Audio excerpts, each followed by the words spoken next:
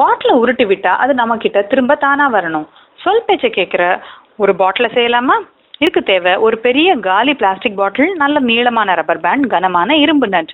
முதல்ல பாட்டில் மூடியில ஒரு தொலை போட்டுக்கோங்க. அதே போல பாட்டிலோட அடிபாகத்திலையும் ஒரு தொலை போட்டுக்கோங்க. இப்ப பாட்டில் மத்தியில நீள வாக்குல 8 சென்டிமீட்டர் நீளத்துக்கு ஒரு பிளவை, அதாவது ஸ்லிட்டை கட் பண்ணுங்க.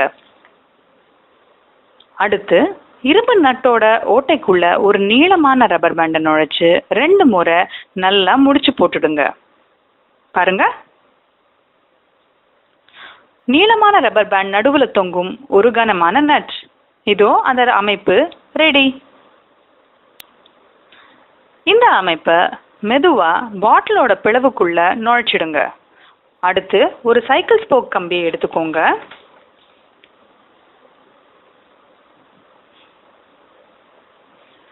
பாட்டில் மூடியில இருக்கும் ஓட்டைக்குள்ள சைக்கிள் ஸ்போக் கம்பியை விட்டு ரப்பர் பேண்டோட ஒரு முனைய அந்த ஓட்டை வழியா வெளியே இழுங்க. ரப்பர் பேண்ட் முனை மீண்டும் உள்ள போகாதவாறு ஒரு சின்ன துண்டு கொச்சியை செருகி ஃபிக்ஸ் பண்ணிடுங்க. இதே போல பாட்டிலோட அடிப்பாகத்துல ரப்பர் பேண்டோட இன்னொரு முனைய வெளியே இழுத்து குச்சியால செருகுங்க. இதோ நல்லா இழுக்கப்பட்டு டென்ஷன்ல இருக்க ரப்பர் பேண்ட் நடுவுல கனமான நட். இப்ப சமமான தரையில இந்த பாட்டில் அமைப்பை உருட்டி விட்டா தூரமா போன பாட்டில் திரும்பவும் உங்ககிட்ட சமத்தா வருது.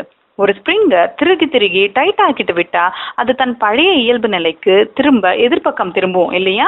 அதே போலதான் பாட்டில இருக்கிற ரப்பர் பேண்டும் நீங்க உருட்டி விடும்போது நல்லா முறுக்கிக்கும், டென்ஷன் ஏறிடும். ஆனா தன்னோட இயல்பு நிலைக்கு டென்ஷன் இல்லாம இருக்க அது பாக்குது. அதனால எதிர்பக்கம் திரும்பி முறுக்க விலக்குது. இந்த எதிர் முறுக்கால பின்பக்கம் தானா வருது.